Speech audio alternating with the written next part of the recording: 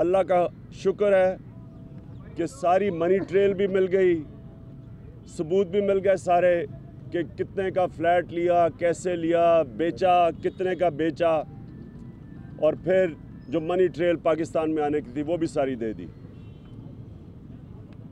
60 documents दिए मैंने supreme court को, 60। और जिसने केस करवाया